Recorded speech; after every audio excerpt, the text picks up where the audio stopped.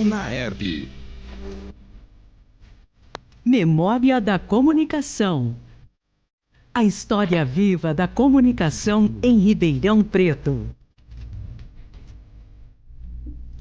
Olá, ouvinte, boa noite. Eu sou Gil Santiago, coordenador do curso de jornalismo da UNAERP, e este é o Memórias da Comunicação, né, onde nós recebemos aqui os principais nomes da comunicação de Ribeirão Preto. E esse programa de hoje, ele é produzido pelos alunos José Luiz Souza, Leonardo Couto, Vinícius Silva e Carlos Tassinari.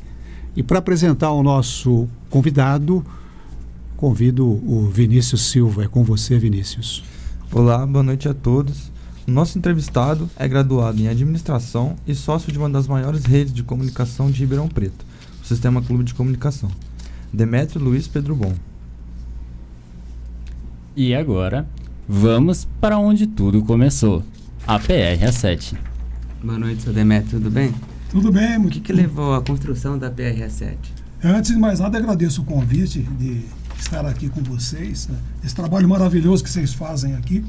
E dizer que quando você é jovem, como vocês são cheio de projetos e cheio de ideias. Quando você ficar velho, você está cheio de história para contar. Se você lembrar das histórias para contar. Lembre. Mas muito obrigado pelo convite. Gil Santiago, muito obrigado. Léo, muito obrigado.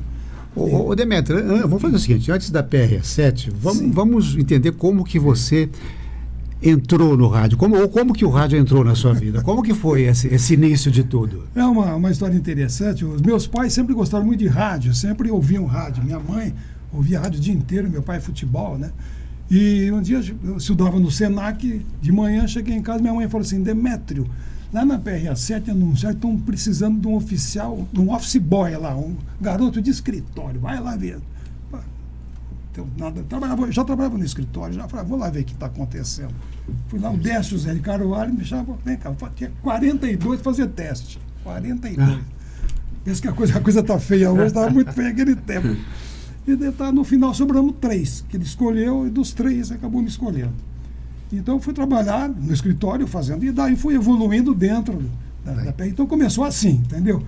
Em 1956, quando inaugura o Palácio do Rádio, que era a PR7, foi pelo aniversário da cidade, na semana do aniversário, em seguida era permitido, ou era convidado as pessoas para conhecer o Palácio do Rádio. E minha mãe me levou, eu tinha 6 anos, me levou para conhecer.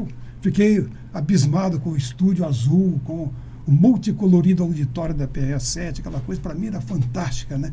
Mal sabia eu que 9 anos depois eu estaria lá dentro, trabalhando. E começou assim a minha vida dentro do rádio. E depois tive outra, aqui a gente vai contar isso um pouco de cada vez. Nós vamos falar bastante sobre a PR7, o Palácio do Rádio. Sim.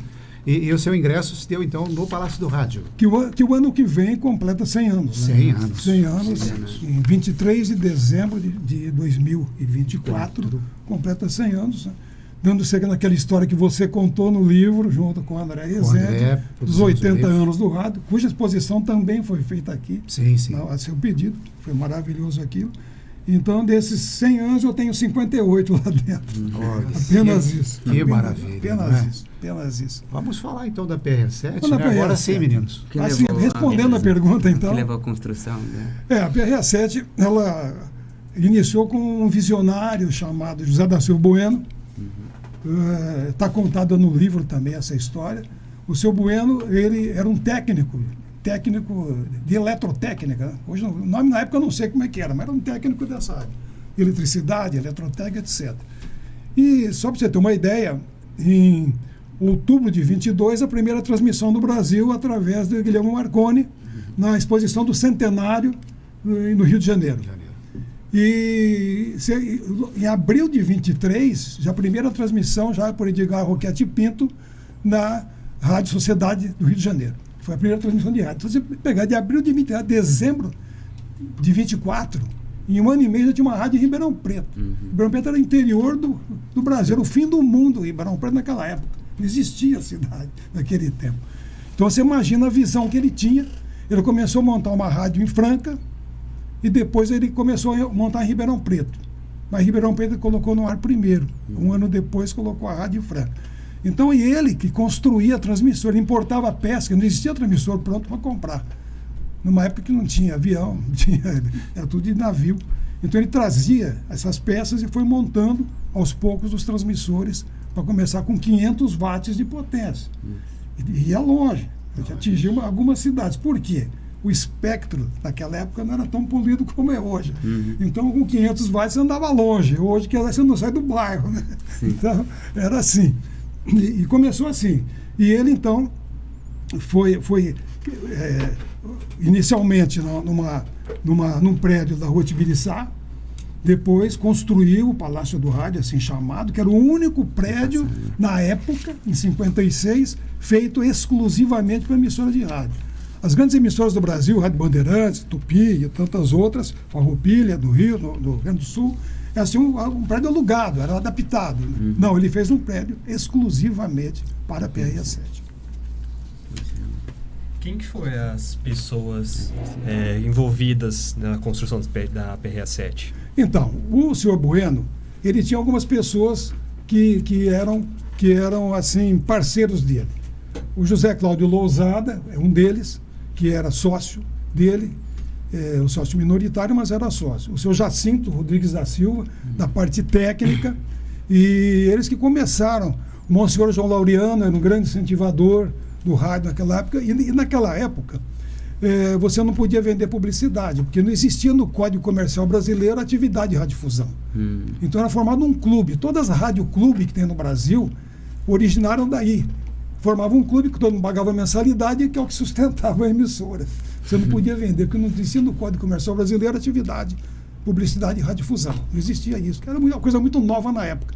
Então, esse clube tinha alguns sócios, que depois se tornaram sócios da SA, quando ele montou a SA, e assim foi o início dela, com essas pessoas que ele construiu a PRS-7. Nós temos algumas fotos, Demétrio. Tem o José Lousada, né, com a esposa, é isso, né, Andrei? Isso. O senhor Lousada com a esposa. Está ali, né? Tá ali. Vamos aparecer ali, olha. Tá. Isso, olha, ok. Né? Okay. O senhor Lousada. Tem uma foto bem antigona lá do senhor Bueno também, né? Que ele está sozinho aí. E nós temos uma foto também do Jacinto num evento que teve em São Paulo, se eu não me engano, em que esteve o Roveri, deixa a gente... Esse é o seu Bueno. Isso, o Bueno. Bem novo ainda. Bem novinho, bem eu conheci ele pessoalmente ainda, pessoalmente. Olha que bacana.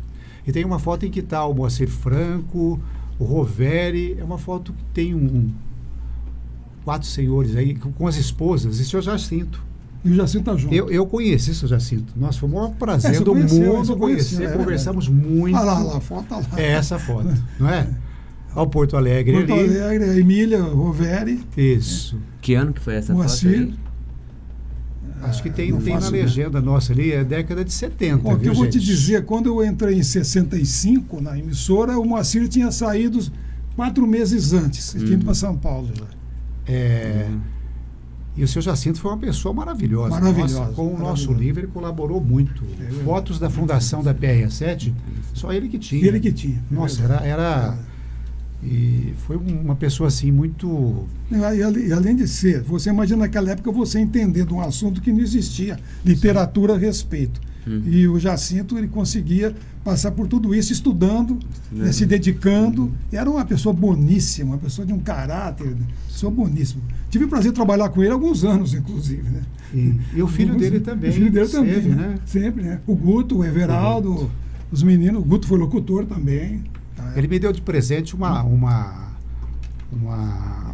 como fala, um material que ele guardava com muito carinho lá, né? Ele pegava aquelas lâmpadas antigas, sabe? Sim, válvulas antigas. Ele pegava uma válvula e colocava num pedestalzinho e ficava um negócio maravilhoso. Ficava basicamente um troféu, né? Um troféu. Que não existe mais. Essas válvulas aí, imagino que são poucas hoje.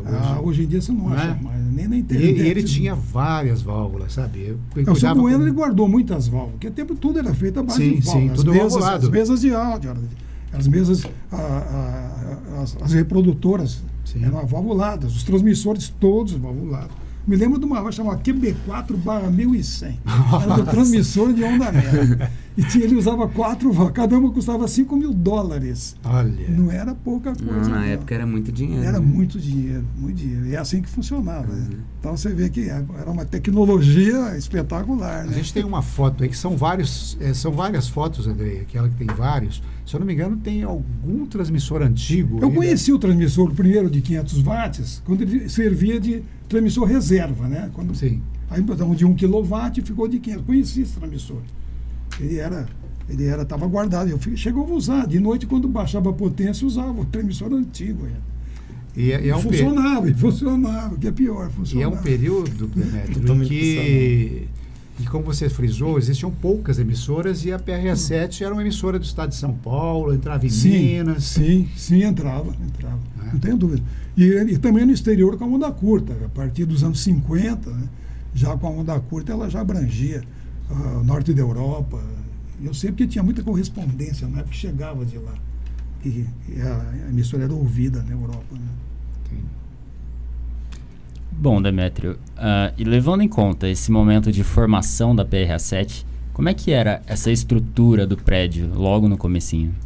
Bom, o prédio ele foi todo estruturado para receber, inclusive, uma televisão. A visão do Bueno era futuramente uma televisão. E estava preparado para isso. A primeira coisa tinha um auditório, que era o primeiro prédio. À direita, da esquina para a direita, era um auditório de 350 lugares. Caramba. Exatamente. E era todo com cadeiras, era de madeira as cadeiras na época, tinha um auditório grande. E, ó, o prédio está lá, o auditório aquele lado à direita lá, que nós estamos vendo, o auditório está ali. E eu cheguei a ver funcionar esse auditório há muito tempo, né? Cheguei até a trabalhar lá, fazendo alguma coisa lá. E sempre enchia esse auditório? Sempre. enchia. Os programas noturnos que tinha de sábado e domingo, sempre tinha muita gente. Legal. E volta e meia recebia artista. Em 59, o Roberto Carlos teve esse auditório aí. Então, tinha o Calhambeque só na época. Então tem história. Eu falei das duas formas, viu? Era a música e o carro. Tem o prédio em destaque sozinho, que dá para ter a ideia da No térreo. grandiosidade, né? Tinha a recepção, logicamente, do lado direito do prédio existia as salas da diretoria, à esquerda tinha o departamento comercial, o escritório, no fundo do térreo tinha a marcenaria, tinha uma marcenaria lá, que era feita, José Jerônimo de Melo que cuidava da marcenaria. Olha. E no primeiro andar eram os estúdios, tinha o estúdio central, o estúdio azul, as salas do departamento artístico, tinha 3 salas do departamento artístico que eram utilizadas, e uma delas, inclusive, foi para a primeira FM em 1976. E o último andar era o jornalismo e o estúdio Roquete Pinto, que era um estúdio grande, onde eram gravadas as radionovelas, que essas radionovelas eram exportadas, inclusive, para outras cidades, para outros estados do Brasil. Tá. E na época o cast teatral da PRA7 tinha mais de 80 pessoas que trabalhavam. Era bastante gente. Estou dizendo na década de 50, 60, né? Sim. Por aí, né? Aí chegou a ter 180 funcionários, né? Fixos uns 120, porque tinha até uma orquestra dentro da PRA7, eram funcionários, orquestra. Lembro do Zé Gumerato, que era o flautista, por exemplo, era maestro ao mesmo tempo. Então, E um grande número de profissionais, de né? profissionais, sim. Porque, logicamente, para fazer uma do tamanho que o Bueno queria, tinha que ter profissionais. Tinha que ter muita gente trabalhando. Não era pouca gente, tinha muita gente trabalhando. E isso fez com que o patamar do rádio subiu muito. Porque todo mundo em São Paulo, Rio de Janeiro, vinha a PRA7, ela começou a ser praticamente o destaque na radiodifusão. Saiu do interior E um parâmetro a ser seguido, né?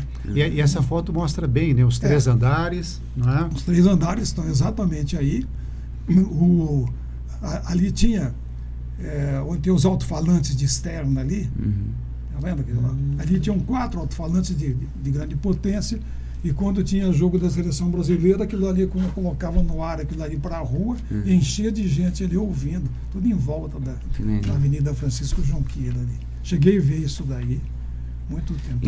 E na época a seleção tinha jogadores de... Eu estou dizendo 1958, 62, né? Que aí tinha, e depois 70, por exemplo, ainda existia esse trabalho feito pela rádio, né? Bom, seu Demetrio, a PR7 teve várias fases, né? Sim. Nesses anos. Sim. Como foram essas fases? Quais foram? Alguma coisa marcante para destacar nela? Bom, o Sistema Clube é a quarta geração, ou a quarta gestão da PRA7. Primeiro que ela sempre, desde o dia que ela foi inaugurada, ela nunca deixou de transmitir, nem um dia sequer. Ela vai ficar 100 anos transmitindo no ar. 100 anos. Nunca deixou. Ela faz parte daquela pleiade de algumas instituições que tem 100 anos, né?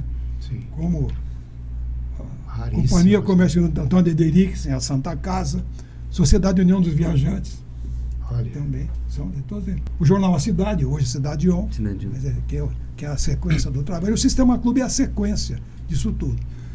Em 1962, o seu Bueno, já doente, diabético, naquela época diabetes era uma doença terrível, houve também um compasso meio estranho com os filhos, tanto é que fundaram a Rádio Cultura em seguida, em função disso. E o Bueno, assim, vendo que ele não tinha mais capacidade para tocar aquele projeto que ele queria fazer, porque a ideia era a televisão, ele estava buscando uma televisão. Era o próximo passo dele. Ele viu que seria muito difícil conseguir isso, então ele vendeu a totalidade das cotas, das ações, era uma SA, né? Ele transformou numa SA. Olha a visão que ele tinha, uma SA nessa época. Olha. E ele colocou os funcionários dele como sócios da empresa. Olha como é que é. Com poucas ações, mas todos eram sócios da empresa. Todos sócios da empresa. Bem visionário. Tinha mais de 40 sócios. Porque eu não peguei essa. Você era sócio. Não, eu não. Não tinha nascido ainda. Tá. E aí ele vende para a Cruzada Mundial Evangélica. Sim. Ele vende o em inglês, o World Gospel Crusade. Essa era uma entidade da linha Mormon, protestante, da linha Mormon. E o que aconteceu? De 62 até 66, foram 4 anos, houve uma decadência muito grande de audiência e de patrocínio. Por quê? Primeiro, que ela era uma linha religiosa. A gente falava que chegaram muito antes no Brasil, né? Chegaram muito antes.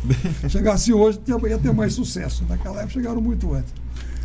Eles queriam implantar a religião deles no Brasil, e começando pela PRA7, que era um ícone da Radiodifusão. E o que aconteceu? Você não podia ter a publicidade. Eu trabalhei nessa fase. Trabalhei para a Cruzada Evangélica de outubro de 65 até 31 de dezembro de 66. Nesse período. Não podia ter publicidade de nenhuma bebida alcoólica, nenhuma música que falasse de qualquer coisa que fosse fora do padrão. Motel, por exemplo, não podia colocar publicidade de motel, por exemplo, era proibido. Não podia colocar música que denegrisse a imagem, o caráter das pessoas, né? Entendeu? Alguma coisa assim que samba, por exemplo, é difícil tocar, porque todo samba tem aquele viés, né? De ginga, né? Então tudo isso foi perdendo patrocinador, perdendo audiência. Em 1952 surge a 79, através do Salvador Salerno, que ele conseguiu uma concessão do Getúlio Vargas. Na época era o Ministério da Aviação e Obras Públicas, não existia Ministério das Comunicações, né, de Radiodifusão, nada disso. Ministério da Aviação e Obras Públicas.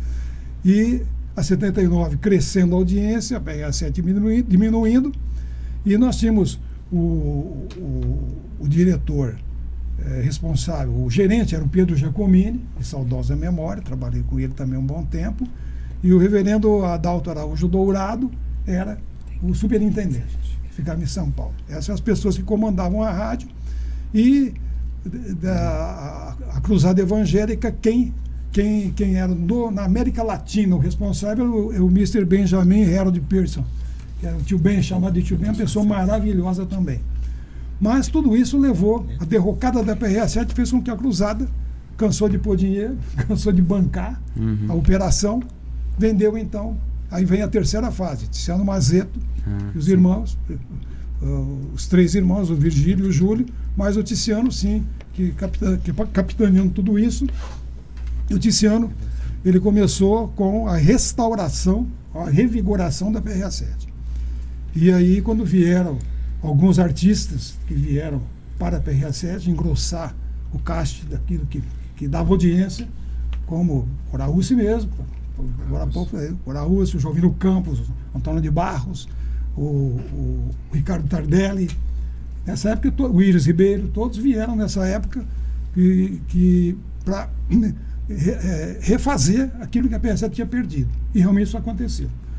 E financeiramente também houve uma recuperação da emissora. O Tiziano Mazeto era uma pessoa também com grande capacidade administrativa, era militar, capitão do Exército, ele deu baixa e foi cuidar da vida dele.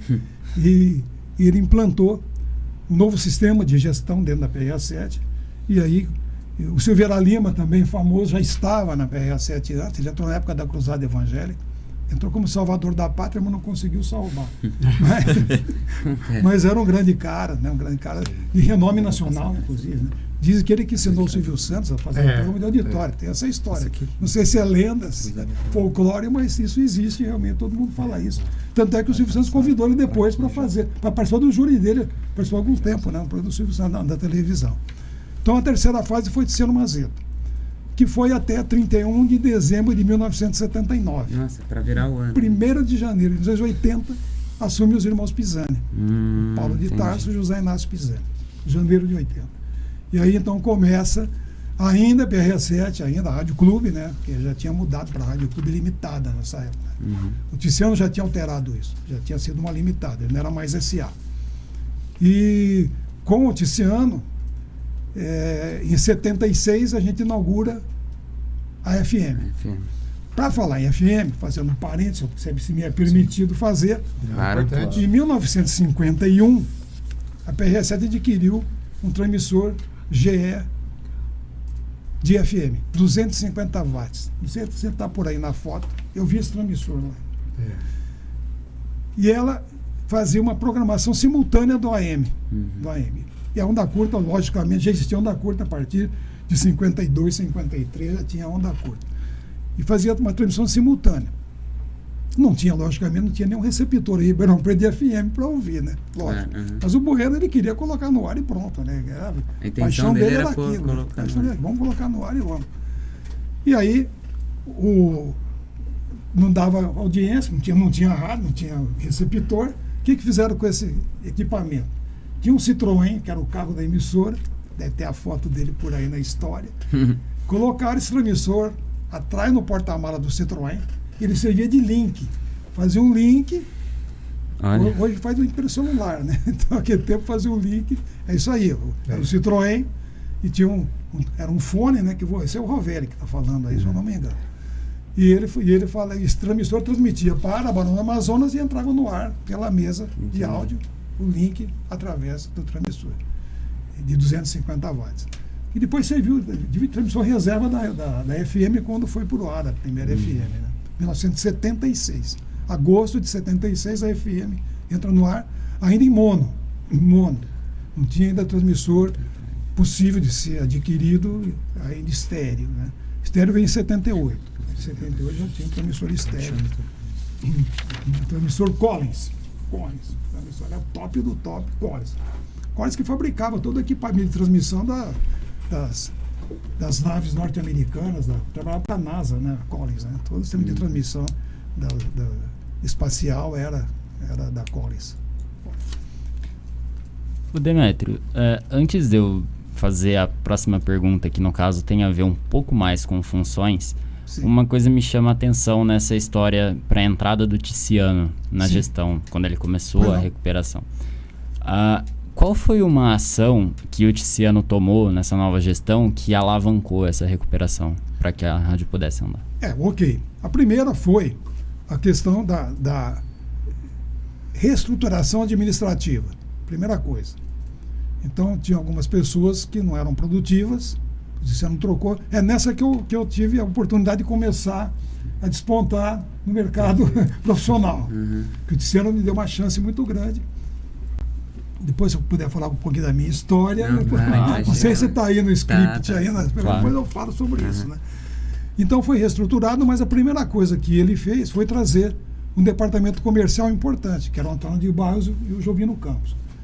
Eles eram da Rádio Cultura na época, e junto com eles vieram esses artistas que eu disse que que vendiam, né, que a gente fala, o artista que vende, né, assim, que é o linguajar popular dentro da Radiodifusão, que era o Elton Pimenta para o futebol, e o Iris Ribeiro, o J. Pesquisa, vieram em 79 esses daí, né? O Silveira Lima já tinha saído, ele ficou pouco tempo, saiu no começo de 67, mais ou menos. Logo que o Tiziano entrou, o Silveira saiu. E também o Datena começou a trabalhar nessa época, aí, né, como repórter, nessa época, o Jovino que trouxe o Datena. Tinha o Elton Pimenta, falei como narrador de futebol, já disse, o Iso, o Tardelli de plantão esportivo. Então, isso que aconteceu. Com isso tudo, também o jornalismo, nós tínhamos o Raul Machado, que veio trabalhar no jornalismo como comentarista, o Álvaro Neto já estava lá, o Romero Zanzotti também ficou pouco tempo e saiu em seguida, o Roveri também veio também com essa turma, também, enfim, eram os melhores que tinha em Ribeirão Preto. E isso que aconteceu. O Tiziano conseguiu com isso, porque tudo vive de dinheiro. Se o departamento comercial não vende, a rádio não sobrevive. Isso é uma lógica qualquer empresa do mundo, né? E, logicamente, no departamento comercial atuante em Ribeirão Preto, o Jovino e o Totinha tinham uma abertura muito grande junto às empresas de Ribeirão Preto, e isso aí com isso, reestruturou-se toda a empresa, aí foram trocados os transmissores, foi implantada a FM, o transmissor novo da onda curta foi também inserido na área técnica, enfim, tudo isso foi feito para que a rádio tivesse rentabilidade e investimento. E foi assim que o Tiziano tocou até 31 de dezembro de 79, quer dizer, de 67 a 79, são 13 anos, né? Sim. 13, 14 anos. Foi o tempo que ele ficou na direção da empresa e com bastante sucesso. Então, voltou a ser a primeiro lugar na audiência, tudo isso, e fundou o clube, Rádio Clube. Depois todo mundo começou a fazer coisa igual, né? Todo mundo tem até hoje, né? O Clube Rádio Clube é o primeiro, onde você fidelizava o ouvinte, né? Punha, Gil, que dia você nasceu? Dia tal, tá? A menina anotava, aí chegava o dia dele, e quando o cara morria, ele fala, parabéns, fulano, mas o cara morreu, mas não avisava, alguém tinha que avisar que vai ser morrido. Então, era a fidelização do ouvinte, né? Isso é uma coisa moderna, porque o Tiziano que implantou isso aí. Então são coisas, né, da história do período Mazeto. Né? E aproveitando sua deixa, vamos ouvir a sua história agora, né? Afinal, esse é o convite. Você é o nosso personagem principal. Fiquei sabendo que o senhor trabalhou até como repórter de campo, né? Sim.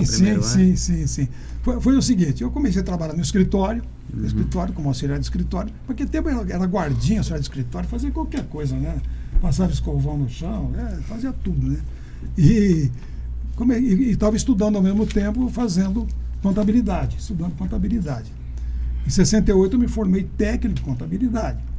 Em 69, o senhor Pedro Nolasco Perrot, que era o contador da empresa, pediu demissão, foi trabalhar numa multinacional em São Paulo. E o Tiziano Mazeto me chamou, como todo bom militar, ele falou assim para mim, você já terminou o teu curso de contabilidade? Sim, senhor. Você tem CRC? Tenho, sim, senhor. Então é o seguinte, eu quero que você assume a direção da contabilidade. Eu falei, senhor Tiziano, desculpa, eu sou muito novo, me formei agora, eu tenho só 19 anos, acho que nem 19 eu tinha. E é uma SA, é meio complexa essa brincadeira aqui, não dá para mim. Eu falei para ele, meu filho, seguinte, ó, cavalo às vezes passa riado uma vez só na vida. Então acho bom você montar no cavalo. Mas eu estou preocupado, não preocupado com coisa nenhuma. Você sai da minha frente, vai lá, senta lá, assume teu lugar, não quero mais ver você aqui dentro. E some da minha frente. Sim, senhor. Como vai falar o quê, né? Os tempos de militar, né? É verdade, eu tinha acabado de sair do exército. Tinha acabado de ser soldado do exército. Sim, senhor, continuei a sair. E foi assim que a primeira grande chance que ele me deu de trabalhar como contador e depois, mais tarde, como assistente administrativo dele. Eu já era envolvido com a parte de rádio também, né? Só que de 1967, parte de 68, estava faltando um repórter esportivo, ainda estava naquela recuperação. E aí eu fui convidado nos fins de semana, no domingo, pelo menos, nos domingos, eu fazia o repórter de campo naquela época. Né? Fazia alguns jogos que tinha o Márcio Moraes, que era o José da Palma. Quando o Palma não podia fazer, eu ia fazer, ficava lá. Ajudava também na redação de alguma coisa esportiva. Então, essa é a minha parte que eu fiz na Radiodifusão. Sim. O resto eu continuei sempre na parte administrativa, sempre como um gestor, né? Um gestor auxiliar da direção da empresa. Sempre tiveram muita confiança em mim, então isso foi muito importante. Sempre eu fui galgando posições, até que depois, na era Pisani, quando os Pisani começaram, eu falava para minha mulher, bem, prepara aí que os caras assumiram lá, o primeiro que eles mandam embora é o contador, era financeiro ao mesmo tempo, o primeiro cara que vai para a rua é o financeiro, né? Pô, o cara dá confiança dele, não vai ficar segurando o cara que não me conhece, né? Uhum. Ela falou, não tem problema nenhum, a gente segura, a gente aguenta. Tinha 2 filhos pequenos, gêmeos, recém-nascidos, fica preocupado. Aí o Pisani vendeu tudo que ele tinha, quase tudo que ele tinha, ele e o Paulo, eles tinham uma rede de lojas, da Ginzap, Araraquara, São Carlos, Jaú, venderam as lojas para pagar o Tiziano. E o Pisani, para não tirar dinheiro da empresa, porque também não tinha, não tinha também, ele foi trabalhar como gerente comercial do Ribeirão Shopping. Isso, porque o shopping começa em 80. Foram 3 coisas importantes, né? Surge o Sistema Clube em 80, a IPTV em 80 Nossa, e o Ribeirão Shopping em 80. Tudo isso, na verdade, deu um salto muito grande em Ribeirão Preto, na verdade. Um salto muito alavancou. grande. Porque você gera expectativa. Essa que é a grande função do rádio, televisão, do shopping, não é só vender, é criar expectativa. Então, você vai criando aquela... O cara está lá numa cidade vizinha, ele vai em Ribeirão comprar alguma coisa, vai no cinema em Ribeirão, ele vai, porque você atrai, né? Atração. Por isso que Ribeirão Preto é um polo regional. Até hoje, né? Até hoje mais ainda. Naquela época não era. Começou em 80. Sempre Ribeirão tem uma liderança regional, mas começa com essa amplitude, né? A partir dos anos 80. E aí o Pisani me chamou um dia lá no shopping, no Ribeirão Shopping, fui lá falar com ele, me chamou lá. Olha o seu Pisani, então, chama o senhor aí, olha o seu Pisani. E ele falou assim, Demetrio, é o seguinte, ó, eu não tenho dinheiro para te pagar o que você precisa ganhar. Mas tem uma coisa para te oferecer. Pois não. Você quer ser meu sócio? Lógico que eu quero. Mas qual que é o dote? Ele falou, você tem alguma coisa para garantir? Empréstimo? Eu falei, tenho, isso eu tenho. Tinha já uma casa, um terreno, já tinha alguma coisa, um carro, já tinha alguma coisa. Eu falei, então tá bom. Então, você quer ser meu sócio? Por enquanto não podemos pôr no papel, é só na conversa. Na hora que a gente terminar de pagar o Tiziano, estamos pegando dinheiro em banco, você vai ser avalista também, você vai se ferrar também. Na hora que tiver tudo em ordem, aí a gente organiza a empresa. Tanto é que começou o primeiro contrato social, 3 de agosto de 83, aí que é fundado o Sistema Clube de Comunicação. Até então funcionava como Rádio Clube. Eles tinham uma procuração do Tiziano para poder assinar em nome da Rádio Clube. E aí então, ele falou para mim, ó, Demetrio, seguinte, a minha ideia, Pisani ele veio com cabeça de multinacional. Ele foi diretor da Alpargatas, diretor da Leves do Brasil, ele tinha cabeça de multinacional, ele era um cara muito inteligente. Ele falou, a minha ideia é formar da PRA7 uma grande emissora de comunicação. Eu não sei se vai dar certo. Nós vamos empenhar a nossa vida, a minha, do Paulo e a sua. Nós vamos empenhar a nossa vida aqui. Se der certo, daqui uns anos nós vamos ganhar alguma coisa. Se não der, nós vamos se ferrar. Nós vamos começar a trabalhar de empregadinho para alguém vai ser dado de empregado e vai trabalhar de empregado. Ou de faxineiro, nós vamos arrumar um jeito de trabalhar. Deu a mão para mim, pois não, tá combinado. Acabou, né? Não assinamos nada, não escrevemos nada, tudo. E aí, em 83 é feito o primeiro contrato social. Depois, em seguida, veio o Vilela também, como sócio, um ano depois. E quem fundou o sistema fomos nós 3, na verdade, o Paulo, o José Inácio e o Demetrio. Foi assim que começou o sistema. E aí, daí para frente, fomos seguindo. Eu, como sócio, como diretor administrativo, financeiro da empresa, como até hoje ainda eu sou, mas o meu viés jornalístico, pelo menos de rádio, foi quando em 82 a gente cria o projeto Voto Secreto. O Voto Secreto era um projeto de político que ele avaliava, primeiro, a pesquisa eleitoral, a gente fazia uma pesquisa eleitoral, e depois a gente fazia a apuração paralela. Nisso que eu me envolvi, era um trabalho jornalístico dentro da Rádio Fusão. Então eu montei todo o esquema do voto secreto, junto com o Pisani, junto com o Roberto Ribeiro, saudosa memória. E vieram também os debates. Então aí eu tive uma participação muito grande nessa área. Eu analisava as pesquisas, analisava dentro do rádio, dentro da televisão também, as pesquisas, os resultados. Eu que coordenava todo o projeto do voto secreto, da apuração paralela, trabalhava com a última que nós fizemos, tinham 400 profissionais nas 5 cidades da região fazendo a apuração paralela, e eu que coordenava tudo isso. E os debates também, eu que coordenava o debate junto com o Roberto Ribeiro. Eu ficava no ponto com o Ribeiro. Agora pergunta para fulano, agora responde. 30 segundos. Aliás, a tréplica foi nós que inventamos, eu e o Roberto Ribeiro. Os debates na época eram lineares, né? Era pergunta-resposta e a resposta da resposta, na verdade. Né? Aí, quando nós fizemos, acho que foi em 84, um debate, não me lembro qual foi o debate que foi. Teve aqui do Jabri e o Sérgio Roxo, foi um desses daí. Aí eu e o Roberto montando o esquema do debate, primeiro bloco, segundo bloco, terceiro bloco, a gente fazia assim, né? Punha no papel, escrevendo, punha no computador e ia fazendo, dando ideia, né? Candidato pergunta, candidato, outro responde, não sei o quê, papapá. Eu sorteio, eu ficava no sorteio, agora tinha o papelzinho lá de esquerda, que é o candidato, pergunta lá direita, coordenando o debate. Bom, e aí, nessa evolução do debate que nós fizemos na época, assim, um pouquinho, o cara responde e o outro fica sem falar nada. Então vamos fazer a tréplica, então vamos chamar de réplica e tréplica. Mas não deu outro, um ano depois está todo mundo fazendo igual. A Rede Globo, a Bandeirantes, todo mundo fazendo a réplica e a tréplica. Quem inventou até foi nós mesmo, em Ribeirão Preto. Eu e o Roberto Ribeiro que fizemos isso. Então essa minha participação foi grande nessa área. Né? Até as últimas eleições ainda, eu participava da televisão, do rádio, fazendo esse trabalho. Mas nunca fui radialista de fazer programa de rádio, isso não. Né? Nem apresentei programa de televisão também. Né? Mas minha participação foi essa. Na verdade, sempre eu sou contador formado, sou administrador de empresa, fiz pós-graduação na Getúlio Vargas, na área de finanças, e cuidei dessa área da empresa. Hoje também participo de algumas decisões sim, né? De formato de programação, tudo isso, junto com o Paulo Pisani, com o Juliano. A gente sempre está trabalhando juntos, né? Mas minha parte foi essa daí que eu trabalhei, na verdade. O meu envolvimento no rádio foi dessa forma aí, na televisão também. Eu me lembro muito bem do voto secreto, que eu trabalhei no voto secreto. Eu trabalhei também. Eu trabalhei no voto secreto e gerava aquela expectativa, todo mundo acompanhando, né? Era uma inovação mesmo. Não, era uma coisa... E nós tivemos um problema que quase eu matei todo mundo de infarto dentro da televisão e da rádio, porque a rádio sempre fez junto com a televisão, né?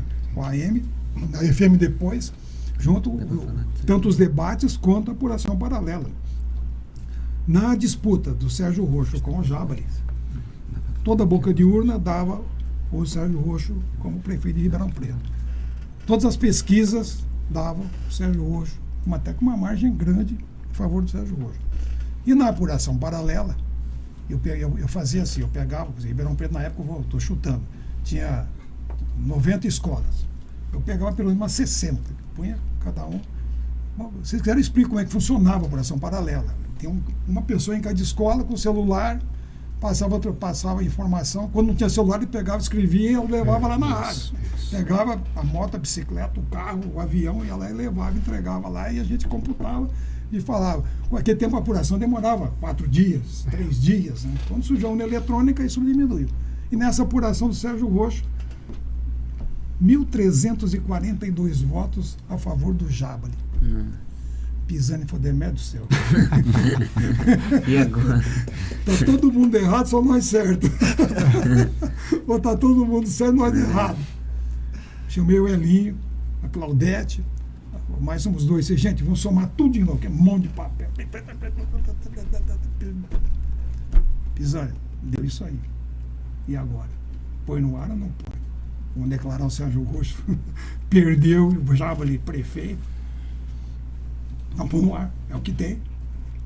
Então, a gente, Bancou, hein? mas não vamos dizer que isso aí é um dado ainda, né, vamos falar que ainda é um dado provisório, da apuração paralela, sujeito a alguma alteração, aquelas conversas, né? Que tirar da reta, né?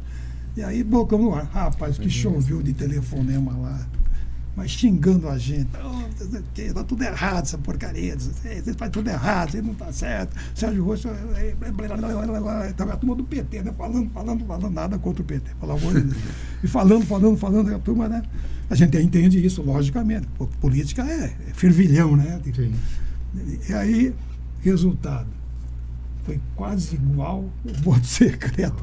Diferença que foi 100 votos de diferença o resultado oficial. Mas aquele dia eu não dormi. Tanta preocupação. Eu, Pisani, até que estava ali. A Marô, que ajudava, a Marô ajudar, começou a sair sangue no nariz. O Donati não sabia o que fazia. Vai pôr no ar, não põe, sai. Roberto Ribeiro, pô, Demetrio, vamos pôr no ar. Aquela voz dele, né? Pô, Demetrio. Vamos pôr no ar, pôr no ar. Você falou do Elinho, da Claudete, Elinho, pessoas Claudete, que estão pessoa de maravilhosa. confiança também, não é? Há muito tempo lá. e Soninha. Soninha. Há muitos anos estão lá, né? Tem uma foto de vocês aí, olha, vocês três que deram início a esse sistema, não é? A gente ia na rua, captar votos, né? Fazer o Paulo Pisani, o Zé Inácio e o Demetrio ali, são os três periquitos. Pisani já foi. Paulo continua lá até hoje. Paulo continua. Né? Na verdade, o Paulo hoje é o CEO principal do grupo, né? Com certeza. Que hoje não é só uma empresa, são 7 empresas no grupo, né? Não é só com as emissoras, logicamente, né? E então o Paulo hoje a gente divide a administração, né? Lógico, cada um tem o seu departamento, todo mundo trabalha com os seus departamentos, os nossos diretores, né? Os filhos do Pisani, meus filhos, o filho do Paulo, todos eles trabalhando, cada um numa posição de diretoria. E a gente dá o tom, né? Até por ser mais velho, né? Então, mais velho, tem mais experiência, então, vamos nesse caminho, vamos assim e tal. E o Paulo hoje é o gestor principal do grupo. E quais são essas 7 empresas, Demetrio? Uma empresa foi vendida, que é o loteamento de São Carlos, foi vendido recentemente. E eu falo 7 porque ainda ele está ainda dentro do rol das preocupações, pelo menos do rol de cogestão. E nós temos o Sistema Clube de Comunicação, toda a razão social, sistema de empresa de razão social. Nós temos a Universal FM, que é a 106 FM. FM Melody de Ribeirão Preto, que é a Melody. A PRA7 Radiodifusão. Preservamos o nome da PRA7 na 96.7, que ela era Rádio Jardinópolis FM Limitada. E nós trocamos o nome dela para PRA7 Radiodifusão Limitada, para preservar o nome dela. Tem a empresa, Embraloc, empresa brasileira de participações, que é a parte imobiliária do grupo, essa empresa.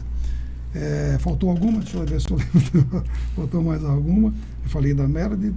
A Rádio Progresso de São Carlos Limitada. São as 2 FMs hoje. Era uma M, agora tem 2 FM. E eu acho que são essas daí. São as 7 empresas que fazem parte do grupo, né?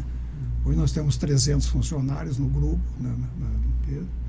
E fora os terceirizados, né? Então, mais ou menos por aí. Os colaboradores que nós temos. É uma empresa que tem genuinamente Ribeirão Pretana. Totalmente. Sempre foi Ribeirão Pretano. Porque o Pisani e o Paulo vieram de Araraquara, mas hoje são Ribeirão Pretanos, né? Então a empresa nunca teve nenhuma gestão fora de Ribeirão Preto. Então a gente sempre cuidou. E a PRA7 nunca teve viés político ou religioso. Ela sempre teve uma independência nesse aspecto, né? Então ela fica sempre independente de qualquer tipo de assédio, de qualquer coisa, porque a gente trabalha nessa linha da comunicação. O que interessa a gente é fazer a comunicação. Ela também tem um viés de fraternidade, né? um viés de ajuda. Então, todas as nossas emissoras, inclusive a televisão, sempre uma campanha de solidariedade aqui ou ali, a gente está sempre fomentando isso. Outras emissoras foram atrás da gente, viu, Gil? Tem muita gente fazendo isso hoje, mas nós começamos. O Léo trabalha lá, ele sabe, ele acompanha isso aí. Nós estamos sempre caminhando nessa linha aí da ajuda ao próximo, que é uma das funções da radiodifusão. De ajudar a coletividade, e os problemas da cidade, que também é função do jornalismo, de rádio e televisão, abordar isso todo dia. É uma avenida que está entupida, o esgoto, é a água famosos que faltou, problemas urbanos. é a né? chuva que invadiu, que inundou, tudo as coisas urbanas. Isso é parte da radiodifusão, isso daí, é cuidar disso daí. Né? E é uma origem, né, Demetrio? Porque nós temos um registro no livro da escola da PRS7 lá atrás, não é? Que já tinha essa Eu não cheguei a ver a escola. essa função, sim. Sim, da história eu conheci. O seu Bueno montou uma escola para formar alunos, né, dentro do ensino matemática, português, o ensino básico e também o ensino voltado ao jornalismo, à rádio, enfim, a preocupação com a sociedade, a preocupação com o todo, né? Porque a gente não vive sozinho, a gente vive na sociedade. Então a função nossa é isso aí, fomentar também as necessidades que surgem dentro de uma comunidade. Ô Demetrio, agora entrando um pouco num investimento bem forte feito até pela Rádio Clube, que foi a passagem para a FM. Quais foram os motivos que tornaram a rádio esse pioneirismo e o que levou essa rádio a investir tão forte numa frequência que era novidade? O assunto começa lá atrás, né, na década de 60, 70, quando surge a televisão, diziam a rádio vai acabar. O Gil ouviu muito isso. E falou bastante A pra rádio gente vai também. acabar. E pior que alguns teóricos escreveram sobre isso. Escreveram não é? isso, escreveram literalmente. Nunca vai acabar, não. O rádio, só tinha AM na época, o rádio vai acabar. Mas tudo bem, vamos tocando o rádio, acabando ou não, vamos tocando. Né? O que o senhor pensava? Né? Ia acabar mesmo? Eu nunca pensei nisso, E, logicamente, a FM veio salvaguardar essa pretensão do rádio acabar um dia. Porque a FM, com a qualidade sonora que ela tem, ela é uma rádio muito mais dinâmica, porque o AM é uma rádio que você depende de muitos fatores técnicos caros para poder colocar uma AM no ar. Tem que ter um sistema irradiante caríssimo para manter. Você tem uma área grande para ter um sistema irradiante, com 180 radiais no solo, uma antena que não é sustentável, não é portante, né? Não é autoportante, é uma antena estaiada. Um transmissor de AM é caro, é muito mais caro que um transmissor de FM. Depois foi digitalizado, temos até um transmissor digitalizado que saiu fora do ar agora.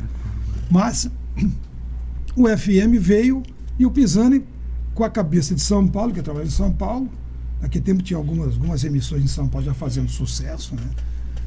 Tinha Libertas em Poços de Caldas, o Dr. Sherman, que também já fazia muito sucesso, então todo mundo pegava a Libertas. Eu tinha uma antena na minha casa de 15 metros para pegar as emissoras. Lá no Jardim Independência que eu morava, tinha uma antena lá em cima que pegava Libertas lá.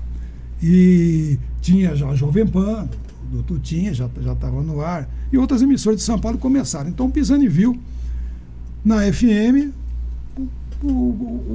a grande sacada, o grande próximo passo. Então o que fizemos? Investimos na FM. Então tudo aquilo que o AM produzia de resultado, nós deixamos de investir. Só em 83 fizemos o sistema irradiante novo, em 83.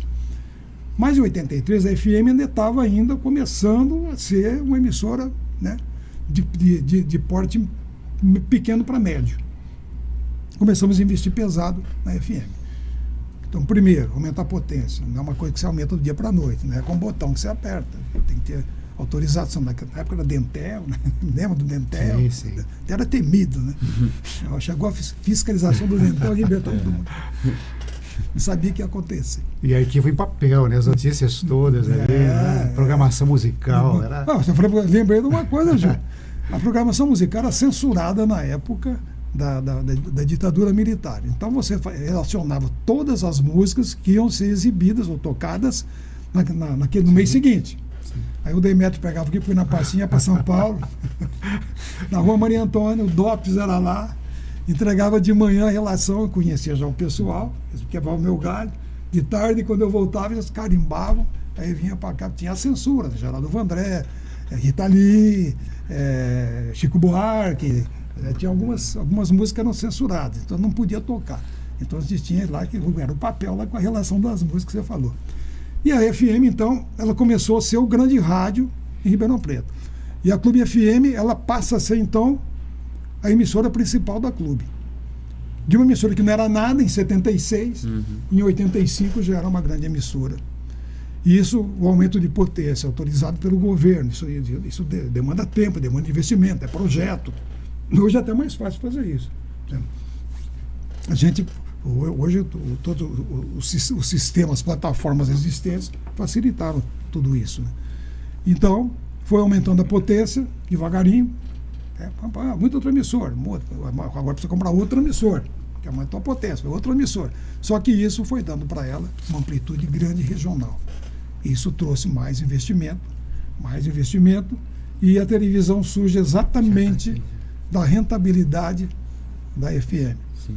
Começamos a fazer a produtora de vídeo, lá você conheceu, lá na Tenente Catão Roxo, tem até hoje lá, começou lá a produtora, que era o embrião da televisão, começamos a aprender a fazer vídeo ali, né? E depois, em 95 entramos, aliás, em 85 entramos com o projeto da televisão, numa emissora de TV, e em 88, maio de 88, entrou no ar a TV Clube, né? Fomentada pela FM, com financiamento baseado na FM. Na verdade, a televisão era para ter vindo muito antes, né? O Tiziano Mazeto mesmo tentou televisão, mas não conseguiu. Porque tinha as preferências, antes disso, políticas, né? E a audiência do FM era quase 100%. Você trabalhou na FM. Eu trabalhei nesse... Tem uma foto ali, eu não sei se eu mostro essa foto. O Gil deixou alguns tijolos na construção lá. Né? Tem uma foto ali, tem eu e o Dali, lá na Catão Roxo. Salvador, Dali na Catão Roxo. Na Catão Roxo, foto que o Dali... Acho que o estúdio era lá. Embaixo da torre, né? A gente ficou durante muito tempo ali. Muito tempo. Eu me lembro que nós íamos de trólebus.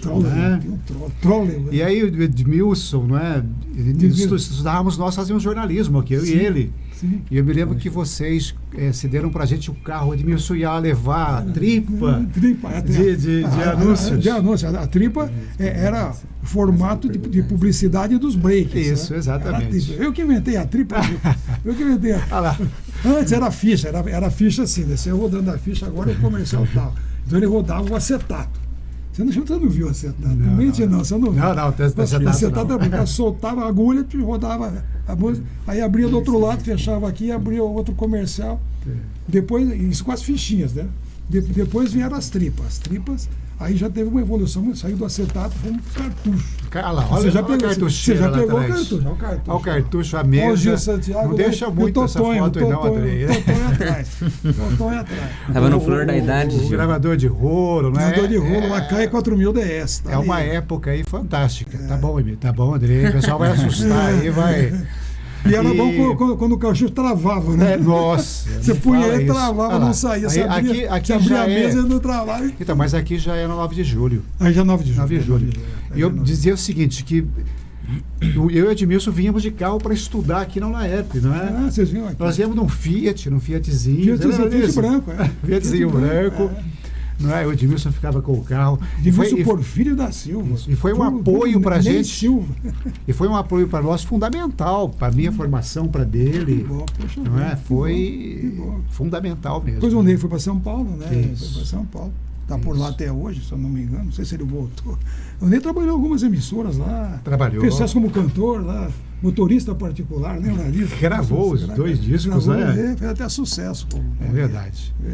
Vamos lá, meninos. Bom, antes de passarmos para a próxima pergunta, só lembrar o ouvinte que ligou agora na entrevista da Rádio UNAERP, estamos falando com o sócio do Sistema de Comunicação da Clube, Sistema Clube de Comunicação, melhor dizendo, Demétrio Luiz Pedro Bom. Demétrio, o senhor lembra a programação dessa época? Quais eram os estilos de música que tocava na época? A FM da FM, você está dizendo, né? No início eu tocava qualquer coisa, eu que fazia a programação, fui o primeiro programador da FM. Do pop ao rock. De pop ao rock, qualquer coisa eu tocava, estava tudo certo. Desde que estava na lista do DOPS lá. Então, olha aí. Então, eu tocava assim alguma coisa. Mas já em 78, a gente já tinha melhorado um pouco, colocando um pouco de samba no meio da programação. Quando os irmãos Pisani assumem, o Paulo, que assumiu as emissoras de rádio, logicamente, aí ele colocou mais rock dentro dela. Né? Então era a música mais da época, na época era o rock. Né? Sertanejo nem se falava em sertanejo na época, era quase nada, só existia o raiz mesmo. Né? Então, a gente tocava rock e tinha um horário das 6 às 7, antes da Voz do Brasil, que era patrocinado pela Genzap. Era rock, uma rock pesado mesmo, era Nirvana, era tudo Metallica, era desse tipo, era rock pesado. Aí todo mundo gravava isso, né? Sim. E tem uma passagem também, né? Posso contar? Claro. Essa é boa também. Tinha o Zé Alfredo Vilela, na época ele já era o programador da FM. E ele programava os rock pauleiros lá para tocar nesse horário, né? E cada 3 músicas cantava uma vinhetinha, Genzap Leves, né? Que era o patrocinador, Fernando Marques Pinto, falecido também, ele, a Bia, a esposa dele, faleceram muito jovens num acidente automobilístico. E o Luiz Alfredo um dia chegou pro Totinho, o diretor comercial, e falou: Sou Antônio, não dá para tirar aquela vinhetinha do meio das músicas, não, porque os ouvintes estão reclamando, estão gravando e tem a vinheta. Ele falou assim: eu vou tirar, mas vou tirar do seu salário. Aí eu falei: não, obrigado, tá bom assim. Muitas histórias que a gente tem que aconteceram, né? E tem uma geração que até hoje guarda as fitinhas com vinheta tem muita da gente. Clube. Tem os radiomaníacos, né? Sim. Tem muita gente que guarda isso. E a gente está até tentando fazer um museuzinho nosso, né? Dessas coisas daí, os discos da época, as camisetas, os troféus, muita coisa que foi. Tem alguma coisa lá já. Outro dia eu resgatei alguma coisa, não sei se foi alguém que me passou, da década de 30, que o Bueno fazia os encartes de publicidade, eu coloquei num quadro lá. Que maravilha. Tá lá, eu me lembro que depois das exposições, sim, tanto no Ribeirão Shopping quanto aqui na UNAERP, ficou um material que foi recuperado, inclusive, foi não muita coisa. A mesa de som, isso foi tudo guardado, está tudo guardado lá. Tudo guardado com muito carinho. E o Juliano falava: olha, eu quero montar uma exposição com esse material. A ideia era montar a do 90 anos, depois a dos 100 anos, mas aí a coisa foi mudando. Né? O Pisani, que ele queria isso, ele queria fazer uma puta festa nos 100 anos e tal. Mas hoje as coisas mudaram, então a gente vai se adaptar. Mas uma exposição acho que vale a pena, para essa geração, por exemplo, conhecer os equipamentos. Acho que vale a pena. Não é? Tem muita coisa lá ainda. Sim. Não, vocês têm uma relíquia ali. Tem muita relíquia, é verdade. Pouquíssimas cidades, né? Tem aquele material preservado ainda, né? É verdade. Eu me lembro o carinho do Juliano, toca-disco que ele recuperou. Eles estão lá. Tudo, gravador. Toca-disco Garhard, né? Sim. Garhard, eram famosos. Tá tudo preservadinho, que fez parte da exposição. Tudo isso foi né? guardado. Que ótimo, olha aqui. Está guardado lá. Para vocês conhecerem, porque tem uma geração que não tem a menor ideia. Vamos lançar essa ideia dos 100 anos, vamos ver se pega. Sim, eu acho que vale a pena. Pode ser que pega, viu? Mas você falou da FM aí, depois da Clube FM, vieram outras FM também desse mesmo rastro, né? Cada um com a sua programação. E nós fomos adaptando à medida que o universo foi pedindo. Aí foi samba, sertanejo, aí foi adaptando. Hoje eu vou tocar quase tudo. A FM mais voltado para o samba e um pouco de sertanejo também, né? Mais ou menos mesclado. E continuando sempre com a audiência regional, o comunicador ao vivo, nós também que colocamos isso, você vai lembrar disso, você fez parte disso também. Sim. Comunicador ao vivo, não existia o noticiário, noticiava, que era obrigado a colocar uma notícia, cara. Vocês estão colocando aqui de hora em hora. Sim. Não, estou mesmo. Mente não, porque muito errado não põe. Não, colocamos. Estou brincando. O André está no comando. Estou brincando. E sabe o que eu estou lembrando agora? Assim, são coisas fantásticas, né? Isso aí é memória mesmo. Memória né? mesmo. Eu me lembro que era o Mir Guimarães. O Mirão. Que gravava as notícias, né? Chamava Aqui Agora. Isso, exato. Lembra? Até depois teve um programa no SBT chamado Aqui Agora. O Gil Gomes. Mas o Aqui Agora era daqui. Começou aqui. Exato, que era um programa, era um noticiário que saía de hora em hora. Era gravado pelo Mir, ia numa fita de rolo e a gente de hora em hora. E o Mirão foi também locutor da FM também. Sim. Também. Locutor comercial, tem uma historinha boa do Mirão. Ele quebrava o galho de noite e fazia à noite também para fazer um extra a mais, né? Então, toda segunda-feira, a dona Isabel, que era a nossa faxineira, não sei se você lembra dela, chegava e falou: Demetrio, tem 2 vidros quebrados no corredor de cima. Manda arrumar, chamava. Arrumar. Outra semana, e mais 2 vidros quebrados no corredor de cima. Pô, pera um pouquinho. Perguntava para ninguém quebrava os vidros. Não é possível, pô, alguém joga pedra lá da rua. O que eu vou fazer? Sempre era de domingo para segunda. O que o Demétrio fez? Fui lá de domingo à noite, 11 horas da noite, fui para lá. Fiquei na rua olhando se tinha alguém tacando pedra. Não tinha. De repente eu vi. Tinha a chave da rádio. Entrei na rádio, fui lá. O Mirão jogando bola no corredor. Em seguida ele foi para a PPTV. Grande cara, grande comunicador. Miro Guimarães. Grande cara, né? Aí eu falei, Mirão, assim não, né? Pode jogar bola, mas não quebrar o vidro, pô. Mas quem nunca quebrou um vidro jogando bola? Né? Jogando bola, é difícil, né? Eu também já quebrei. A gente tem uma foto aí do sistema, né, Andrei? Logo no do prédio. Então, uma das coisas, gente, que é importante salientar, que no prédio da PRA7, que era do Tiziano Mazeto, o Pisani falou, uma das coisas que o Pisani fez, Demétrio, aqui, nesse lugar, nós não vamos, aqui não é uma vitrine. A Chico Junqueira não é vitrine, tem que qual o lugar mais top de Ribeirão Preto? Avenida 9 de Julho, era o grande local da 9 de Julho, era o, né, como é João Fiuza hoje, era mais ou menos a mesma proporção.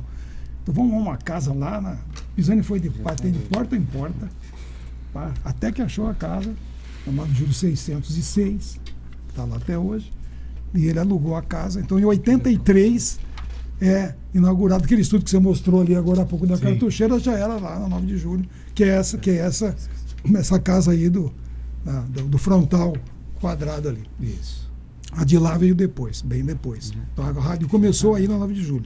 Então, eu falei, nós temos agora um local, a Casa da Clube, né, que era na 9 de Julho. Que era o Quintal da Clube, né? O quintal veio bem depois. É Casa da Clube que fica uma grande mania mesmo. Exatamente, a Casa da Clube. A gente não dava o endereço, venha buscar o presente na Casa da Clube. Não dava 9 de Julho 600, ninguém falava isso. Era Um grande lance de marketing, né, Beto? Era isso, era a cabeça do de inovação mesmo, né? Inovação. A imagem, né? A imagem. Ele fala assim, o que a gente vende? A gente vende conversa.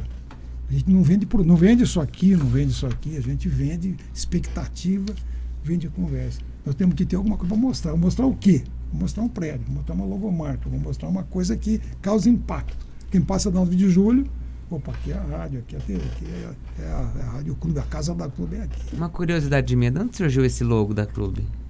Esse logo vermelho, azul. Foi feito pelo Jonathan, que tinha a agência Jonathan e Marlene, você vai lembrar do Jonathan. Já está por aí ainda, está trabalhando ainda. E qual que era a ideia? Nós passamos a ideia, a gente quer uma logomarca que tenha, isso aí é a visão de cara, que é coisa gigante, do globo terrestre, globo, e de uma antena. Porque a gente já tinha a logomarca da PRA7 antes. Sim. Você chegou a ver. Tinha umas estrelinhas, uma antena e alguma coisa assim desse sentido aí. Vamos pegar isso aqui e transformar numa coisa, uma coisa moderna. Uma parabólica. Uma coisa moderna. Então, o Jonathan fez mais ou menos 8 ou 10 figuras dessa, logomarcas dessa. E essa foi aprovada, porque aquela de baixo ali é o FM, a de cima é o AM, que ele é maior, e as duas, os dois semicírculos ali, laterais, podem ser 2 fones de ouvido, como pode ser duas partes de um globo, seja um globo municipal, estadual, regional, mundial. Bem pensado, hein? Entendeu? E ela que expande para o globo, as antenas expandindo para o globo, para cima, para baixo e para os lados, expandindo as transmissões. Né? Essa que era a ideia. Foi assim que foi montado. E as cores, foi o Pisani também. Que cor vamos colocar? O azul é uma cor da PRA7, né? A PRA já usava a cor azul desde a SA. Ele falou, falou para o Jonathan, eu quero o azul da Ford e o vermelho da Coca-Cola. Isso aí. As referências. Lembra dia que ele falou, estava na minha frente. Azul, aí virou o azul da Ford, e é o azul da Ford mesmo, você vê? Não é aquele azulão, nem é um azul meio fechado, e o vermelho mais brilhante, né? Mais impactante, né? Sim. Isso foi, então a logomarca foi feita assim. Bom, e antes da gente passar para a pergunta do Léo, que ele tá curioso para perguntar, vamos falar um pouquinho da TV Clube, que lá atrás o senhor já citou que era um sonho desde a PRA7, Sim. Mas em que momento houve esse investimento e falar, vamos para a TV? Quando vai virar? O sonho da TV parte do seu Bueno lá, desde a década de 50, 60, ele preparou o prédio da PRA7 para uma televisão. E o próprio estúdio Roquete Pinto seria um estúdio para fazer televisão. Ele seria subdividido em outros estúdios para fazer televisão. Não foi possível. O Tiziano Mazeto tentou a televisão, mas, por força política, primeiro veio a IPTV, depois veio o SBT, o Silvio Santos, ele conseguiu, junto ao general Figueiredo, e junto ao governador Paulo Egídio Martins, influência política, então o Canal 4 foi dado para o SBT. O Canal 13 já era da Bandeirantes. O Canal 9, ele não tinha ainda dono na época. Então, o Tiziano não conseguiu, o Pisani começou a batalhar nisso. Ele começou Brasília, e pega apoio de um, apoio de outro, apoio de outro, apoio de outro. Isso foi muita gente colaborando, que a BR7, a Rádio Clube, tem que ter uma televisão. E como foi conseguido? Em 85, conseguimos um canal em UHF, em Bonfim Paulista. Bonfim Paulista. Ali com o canal 17, UHF. E como é que nós vamos fazer com esse canal? Nós vamos botar uma repetidora em Ribeirão.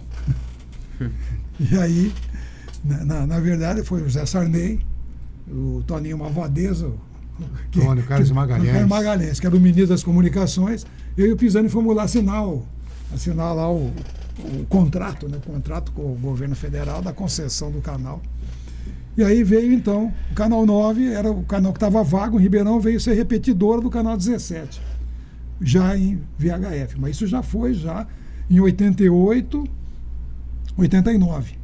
Já, porque em 90 a gente já entra com a TV Manchete.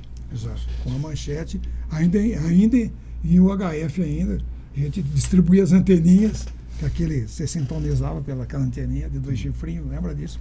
Sintonizava a TV. E aí conseguimos então o Canal 9 em Ribeirão Preto e começou a Cananga do Japão, veio a Dona Beija antes, Cananga do Japão, depois a Ana Raiz Zé Trovão, a novela a Amazônia. Então tudo isso foi numa sequência de muito sucesso. Só para você ter uma ideia, quando teve, acho que eu posso falar aqui, não tem problema, né? Já passou mesmo, né? Então, em algumas novelas vendia tanta publicidade que a gente tinha que engolir a novela. Então, a gente rezava para ninguém ver, né? Ninguém de São Paulo. Na época era no Rio de Janeiro, a Manchete era no Rio, né? O Oscar Bloch, o Adolfo Bloch, que eram pessoas maravilhosas também, né? E ninguém vai ver. Então, o break, em vez de ter o break que a rede dava, era 5 minutos, passava para 10. Né? Quando voltar, perdia a parte da novela, porque já tinha engolido a novela. Né? Mas foi uma época de muito sucesso. E em 95, a Manchete foi com a doença do seu Adolfo, a doença do seu Oscar Bloch também. Ela começou, você vendia. Tinha o Jornal da Manchete, que tinha uma puta audiência, era o Bianchini, que era o ícone, né? O comunicador principal da Manchete, e vendia publicidade, mas não ia para o ar porque o programa não saía no ar lá, repetiu de ontem. Então começou uma fase muito ruim da Manchete, quando o seu João Saad, também de saudosa memória, conversando com o Pisani, falou: pô, vamos passar para Bandeirantes lá em Ribeirão, tal, pô, vocês estão fazendo com a Manchete, tal, estão perdendo tempo, tal. E aí foi feito então o contrato com a Bandeirantes, que até hoje está lá. Sim. Mas nós começamos, respondendo a tua pergunta ainda, começamos a televisão com a produtora.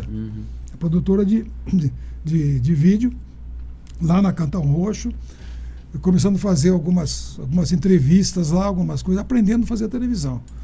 E quando começamos a TV, começamos lá também, depois que veio para 9 de julho a TV, que foram feitos os estúdios novos aqui, e aí sim começou, que é o estúdio até hoje, que está lá, que você conhece, foi feito lá. E aí sim, como foi investido na televisão, né? Veio o HD, há 10 anos atrás também. Tudo isso foi alterado, porque tivemos que nos adaptar a uma nova realidade, né? Que era muito caro o HD na época.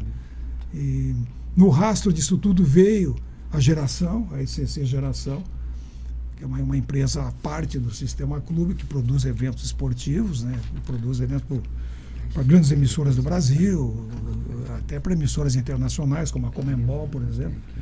Todos os jogos da Libertadores, alguns jogos em São Paulo, Rio de Janeiro, Paraná, Minas, nós que geramos esses jogos. Sul-Americana também. Sul-Americana também, que é da Alguns Conmebol, jogos. exatamente. Né? Então, e a TV também que deu esse. Claro. Na verdade, os dois começaram juntos, na Uhum. verdade. Começaram juntos, né? Sim. E, então, começamos fazendo geração para Bandeirantes. Que ela transmitia o Paulista. Naquele tempo não era o Roberto Gomes Pedrosa. Vocês são velhos. Né? Seu Demetrio, como está a programação atualmente da TV Clube? Bom, a TV Clube, ela, logicamente, ela está amarrada na rede Bandeirantes. Então, a programação, 90% da programação é da rede Bandeirantes. Né? Nós somos afiliadas. Né? A afiliada é uma empresa que utiliza o sinal da mãe, né? da rede mãe. O Brasil tem muitas afiliadas, todas as redes têm afiliadas. E a programação é baseada, logicamente, na programação da Bandeirantes, nem pode ser diferente. Na programação local, temos alguns horários que a rede fornece para a programação local. Por exemplo, sábado e domingo de manhã, das 7 até as 11 horas, domingo até meio-dia, e de semana os horários dos dois jornais. E à noite é só o Jornal da Clube, que é o horário determinado para a programação local. E na primeira edição, além do Jornal da Clube, tem o programa do Léo, que também é jornalístico, e depois tem o programa, que é um programa de entretenimento ou qualquer outro programa que pode ser colocado no horário, né? E hoje tem um outro programa que é também programa de merchan, e tem também o programa do Alex lá, do Alex, ele entra. O A Mais, é. O A Mais. O A Mais também hoje está também na grade agora à tarde. Uhum. Então essa é a programação básica nossa, né? E no sábado e domingo são programas terceirizados, quase todos terceirizados, que a gente só exibe o que vem pronto, né? Ô Demetrio, e essa passagem agora, hein, com a faixa estendida, e como que você está vendo essa transformação do rádio, né? Eu sempre digo assim, enquanto o rádio estiver conseguindo se adaptar, por exemplo, às tecnologias, Sim. incorporar essas tecnologias, ele vai longe, não é? Você falou a palavra mãe, tecnologia. A migração do AM começa no primeiro governo do Lula, na verdade. A ideia começou no primeiro governo do Lula. Lula continuou, houve resistência. A Dilma continuou, houve resistência. E ainda no governo da Dilma, e uma parte do Temer, e agora com o Bolsonaro, que isso, sim, foi viabilizado quase que na íntegra. E por que isso? Porque no Brasil a gente tinha mais de 4.000 emissoras de onda média. Número bastante expressivo. A maior parte é no interior do Brasil, porque todas as capitais têm FM. Todas têm FM, uma das grandes cidades, pelo menos, como Ribeirão Preto. Na capital, mas tem um monte de FM. O que acontecia? Os pequenos radiodifusores não conseguiam mais manter uma rádio no ar com AM, que é um rádio caro para manter, não é barato. Queimou uma válvula, você tem que vender 3 meses de publicidade para comprar uma válvula. Desculpa. Surgiu a ideia, então, de quem tem uma AM poderá ter uma FM, chamada migração do AM para FM. Então entramos com projeto, todas as emissoras que tem no Brasil entraram com projeto, e tudo isso foi analisado pelo Ministério das Comunicações, pela Anatel. A Anatel é a agência reguladora da radiodifusão. O Ministério é quem que dá as concessões. Onde vamos colocar essas novas FMs? Porque no meio do caminho, também no primeiro governo do Lula, foram feitas as rádios comunitárias, que ocuparam também lugar no espectro, no espaço, dentro da faixa normal. E aí, como é que vai fazer? Bom, aonde tem uma emissora, dá para fazer. Onde tem duas, dá para fazer. Dá para fazer. Tá, fazer. Você quer fazer? Custa 300 pau. Ah, eu quero. Então paga 300 mil você compra o teu espaço na banda normal e monta a tua FM. Tudo bem, vamos fazer. E quem não pôde fazer, o que fez? Está com a AM até hoje. Foi até hoje. Dizem que vai sair um financiamento para quem não pôde pagar.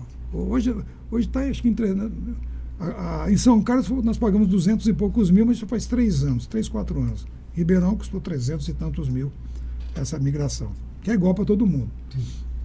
Em São Carlos não teve problema, porque eu tinha apenas 3 AM, então deu para alojar dentro da banda de 88 a 108, cabe todo mundo ali. E quem não cabe? Em Ribeirão tem quantas emissoras de AM? 5, 6, 7. Mas tem Cravinhos, mas tem Orlândia, mas tem não sei onde. Como é que vai alojar isso? Vai para a banda estendida. O que é a banda estendida? Ela começa lá em 82 e vai até... Desculpa, eu tinha falado até 107. Ela vai até 108,8. Quer dizer, então dá para alojar 5 emissoras aqui, 5 aqui na banda estendida. Mas tem receptor para isso? Não tem. Os carros novos já tem. Eu tenho um carro novo que já tem sintonia. Nós, recentemente, migramos para a FM com a 83.1. Estava no ar até outro dia. Faz um mês que passamos agora para 91. Conseguimos. Por quê? Como é que você consegue? Baixando a potência. Baixa a potência, você consegue enquadrar. Porque nós temos um limite sempre de 5 Hz em cada emissora. Né? Tem que ter um limite entre uma e outra. Se você aumentar a potência, você vai invadir a outra. E tem também a questão da proteção de espaço. Então, você bota uma emissora com 100 quilos aqui, você vai invadir a mesma emissora em Campinas, em Araraquara, em Franca, sei lá. Então, tudo isso é feito um projeto e nós conseguimos agora, 91, passar. Então, muitas emissoras, ou quase todas as emissoras de porte médio de AM já migraram para a FM, ou estão migrando.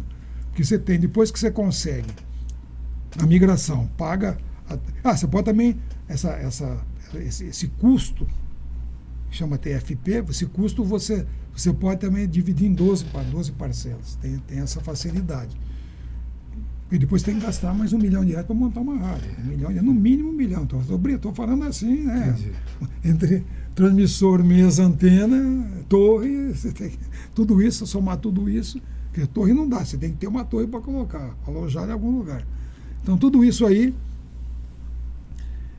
fez com que muitas adiaram, estão dentro do prazo de 2 anos, talvez seja estendido, até que as emissoras consigam, né, colocar as emissoras no ar, mas vai ser a salvação das emissoras de AM, vai ser a salvação daquele pequeno radiodifusor que não tinha condições mais de tocar uma AM. Tem qualidade disso? Melhora? Sim, qualidade de som, tudo isso. Né? Você vai para os smartphones, sim, hoje qualquer celular. Sim, qualquer celular. Né? Aliás, não sei se vocês vão perguntar sobre a questão da audiência de rádio, não sei se faz parte aí. Eu não vou falar de Ribeirão Preto, porque isso é segredo, mas eu posso falar do Brasil. Tem uma pesquisa recente da CEO Agency Publicity, uma empresa meio multinacional, fez uma pesquisa recente no Brasil dizendo que 87 milhões de brasileiros ouvem rádio, dos 200 e tantos milhões. 56 milhões ouvem rádio todo dia. 7 milhões ouvem rádio pelas plataformas ou pela internet. 7 milhões. Chegaram a falar que o rádio ia acabar, hein? Não é pouca coisa. Não é pouca coisa. Há 10 anos atrás, a participação no bolo publicitário do rádio era 5%, hoje é 7,5%. O rádio, por isso que ele não vai acabar nunca, porque a instantaneidade do rádio é importante. Porque a televisão hoje é semi-instantânea, né? Você pode ir de qualquer lugar, mas você demanda um equipamento, depois toda uma logística complicada para você fazer um link ao vivo, não é tão fácil assim. E o rádio, você não precisa estar olhando ele, você está ouvindo. Você ligou o carro, está ligado, né? Assim, ligado. Você lá e você já tem o seletor no volante, né? Você não gostou da clube, vai para outra, pode, aumenta o som aqui. Então, tudo isso fez com que o rádio sobrevivesse a isso, Então dizia, mas o rádio não tem valor comercial, porque ele é apenas institucional, você não vende sabão através do rádio. Diziam isso na época, né? Hoje vende. Sim. Hoje vende. Tudo bem, ele tem um viés institucional, sim. Quando se você quer marcar, vou falar um pleonar, marcar uma marca, você faz o rádio. Pega um jingle bem feito, você vai lembrar dele o resto da vida. E, aliás, grandes varejistas começaram no rádio em Ribeirão Preto. Casas Bahia, por exemplo, anunciando no Brasil, só no rádio. só no rádio. Casas Bahia não fazia televisão, só no rádio. E Ribeirão é a mesma coisa. Sim. A Modelar só fazia no rádio. Então, o rádio, ele fomenta a imaginação, né? Primeiro, né? Ele é institucional quando você quer marcar, né? Você quer marcar rádio, você quer marcar Gil Santiago, o melhor. Gil, de uma hora você fala, o Gil é o melhor. Entendeu? Então, assim, de tanto você marcar aquela marca. Agora, a TV, se você quiser vender sem celular, você põe na televisão. A televisão aqui é de R$100 por 80. No outro dia você vende. No rádio você não tem essa facilidade de vender. Né? Você pode marcar que esse celular, marca Samsung, é importante. Então, amanhã, Samsung é importante. Aí o Samsung, o fala, pô, Samsung é importante. No dia que você for comprar um celular, você vai lembrar, pô, tem um Samsung. Você tá, se for Samsung, não é propaganda, não, gente. Tem que ser aqui é Samsung, eu tenho outro. Tem uma passagem aí. Que é iPhone em casa. Deixa eu te perguntar uma passagem que teve. E a Clube foi uma das poucas emissoras que investiu no digital. Sim, na FM Digital. Sim, FM Digital, teve sim. E o que aconteceu? Porque de repente não houve, descontinuou, né, esse projeto. Descontinuou. Era um projeto lindo, maravilhoso, né? Como a M Digital, né? Sim. A M Digital foi inventada na Alemanha, uns 15 anos atrás. Era tão caro para fazer que desistiram dele. A M Digital existiu sim. Teve uma emissora em São Paulo, não sei qual, que fez alguns ensaios com a M Digital. E nós colocamos no ar, no transmissor digital, está lá o transmissor. Se quiser de presente, tá lá. Eu me lembro que era vocês, era Clube, o Marlon também. Acho que o Marlon e a Americana. E a Americana tinha uma rádio. Nós colocamos no ar. Mas o que aconteceu? Ela se tornou inviável em termos comerciais, porque ninguém tinha rádio digital para ouvir ela, você não entendeu? Então ficava, pô, qualidade sonora maravilhosa, né? Você podia até colocar a letra da música no teu rádio passando a letra ali. O digital era capaz de fazer tudo isso, né? Depois que, como diz os filósofos, depois que inventaram o 0 e 1, acabou, o mundo acabou, né? Tudo virou 0 e 1, então. O mundo mudou, né? Então, mudou, e é verdade mesmo. E aí o projeto simplesmente... Eu me lembro aqui na UNAERP, eu estudei aqui na UNAERP, fiz administração, aqui aprendi muito aqui na UNAERP, né? Até trabalhando no Coléu, só existia o Bloco A aqui, só tinha o Bloco A. Fui da terceira turma de administração aqui. E a UNAERP comprou um computador Olivetti, de cartão perfurado. Cartão perfurado, que era o embrião disso tudo, né? E você fazia a programação através do perfurando os cartões. Né? Então, na época também sempre teve na vanguarda. E já tinha as aulas de informática, já naquela época, que era introdução à informática, já na ideia daquilo que viria depois, né? Então, na época tinha né, o Evandro Bonini, né? Tinha essa ideia, o doutor Eletro, logicamente, eles já pensavam nisso, que era o início disso tudo, né? Os computadores, antes do computador pessoal, que depois vieram o CP500, outros computadores. Na época não existia, existiam os grandes de grande porte, né? Depois que vieram os computadores pessoais. Mas eles já tinham essa ideia, né? O Eduardo, o Evandro, eles tinham. Foi professor meu, tanto o Eduardo quanto o Evandro. Exatamente. Foram grandes professores, pessoas ótimas. O doutor Eletro também era um gentleman, uma pessoa maravilhosa. Então tem uma história com a UNAERP também. Sim, com certeza. Uma grande história. Me formei aqui e foi uma época muito bacana da minha vida. Bom, Demétrio, antes da próxima pergunta, né? Só lembrando, a pergunta é minha, mas só lembrando, estamos falando com o Demétrio Luiz Pedro Bon. Ele é sócio do Sistema Clube de Comunicação, tá? Bom, a minha pergunta. Nessa passagem do Sistema Clube, né, onde se tem a TV, enfim, o que aconteceu com a Rádio Clube? Qual foi o desfecho que tomou? Ela continua no ar? Não, é o seguinte, como eu disse agora há pouco da migração, nós tivemos que encerrar a atividade da onda média. A gente poderia até transmitir simultaneamente durante um tempo. Durante um ano você pode transmitir simultâneo a FM da migração e o AM, simultâneos, logicamente. Você não pode mudar a programação. Acontece que nós fizemos uma pesquisa E a audiência do AM foi diminuindo a cada 6 meses, ia diminuindo a audiência, e aumentando da FM. Então, quando o Sistema Clube adquiriu a 96.7, a PRA7 Radiodifusão Limitada, foi para transmitir em FM parte da Band News, que era um acordo que o Pisani tinha com o Johnny Saad, e a programação do AM, aquela programação existente, sertaneja desde manhã, né, com o Mineiro, depois o Léo Oliveira, o Rota da Verdade, aí foi o Léo Oliveira, toda a programação do AM ficou na 96 e a Band News junto também. Então, como já tínhamos a programação inteira no formato do AM na FM, e como fizemos a migração, qual foi a ideia? Vamos encerrar a transmissão do AM. Muita gente chegou. Os velhinhos chegaram. Imagino. Falei assim, moço, meu rádio não pega FM. Como é que nós fazemos? A Fernanda, a secretária, ficou maluca, né? Durante os 15 dias, era ligação direto. Mas como é que eu sintonizo essa rádio aí que o senhor está falando? 96.7. Eu recebo mensagem no WhatsApp da redação do jornalismo perguntando até da hoje, rádio, né? até hoje. Aí a menina fala assim, ó, chama a sua filha, o seu neto, para sintonizar 96.7. Tem FM? Tem. Então manda alguém sintonizar para você, porque é a mesma programação. É difícil, é uma tecnologia. Sim, tecnologia. Fazer o quê? Tem. A gente está quase no finalzinho, viu? Entra a hora também, Ainda né? bem, ainda bem. Não, mas a gente poderia ficar um tempão aqui ouvindo histórias, que é o maior prazer te ouvir. É uma satisfação te receber aqui. Você ceder esse tempo para a gente, isso é muito importante. Lógico. Mas nós temos algumas fotos, né, Andrei? Selecionamos várias fotos aí. Que bom. A gente quer falar um pouquinho sobre fotografia agora, porque a memória também está imagética hoje, né? Sim. E são algumas fotos, inclusive, do livro que eu e o André Luiz fizemos, Sim, não é? com muito Que a gente carinho. resgatou material muito bacana com colegas nossos da imprensa, do rádio, que passaram pela clube, principalmente, não é? Sim. Então... Olha lá o livro. Tá lá. Esse é um livro que é um registro quando histórico fala interior mesmo, do né? Brasil, era interior mesmo. Isso aí foi criado pelo Gil e pelo André, porque era a gente mesmo, na época o seu Bueno falava que era a grande rádio interior do Brasil, né? Quando Brasília foi feita, era o interior do Brasil, era no fim do mundo. Brasília, a PRA7 em Ribeirão Preto era o fim do mundo mesmo. Sim. Era longe da capital, era longe de tudo. Isso que era sertão aqui, era um sertão, não tinha nada aqui. Só Ribeirão Preto, que é 20 mil habitantes, 15 mil habitantes, e era assim mesmo.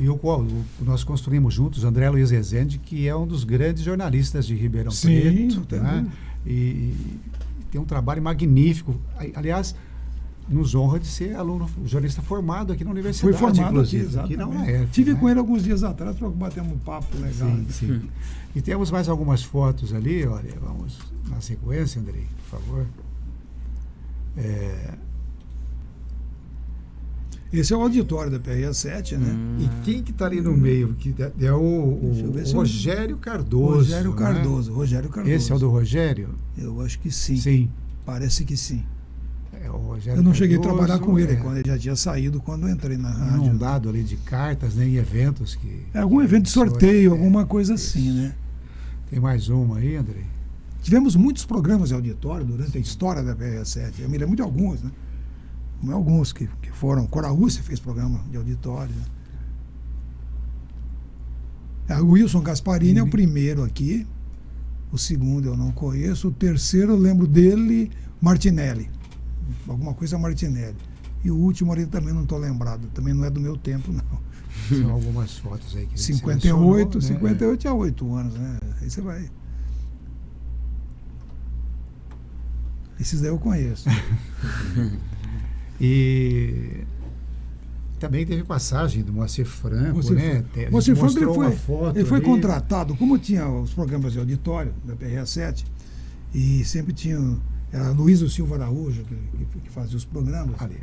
Aí também tem aquele que está o Rovério, a Emília, o Porto Alegre, o Moacir Franco, o Jacinto. Isso. E a Dona Sebastiana.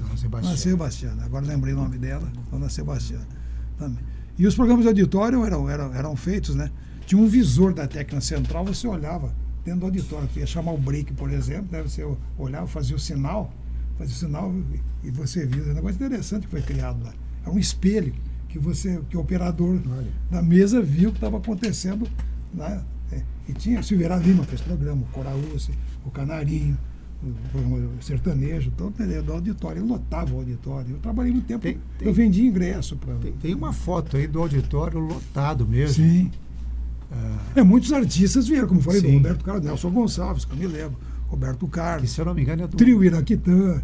é um dos eventos do Centro de Debates Culturais, que foi histórico. Isso, foi histórico. Foi quando eu entrei na emissora, já havia terminado. A própria Cruzada Evangélica terminou com o Centro de Debates Culturais, né? Era o famoso CDC. Eu só usava terno nessa época, né? Usava O terno, famoso né? CDC.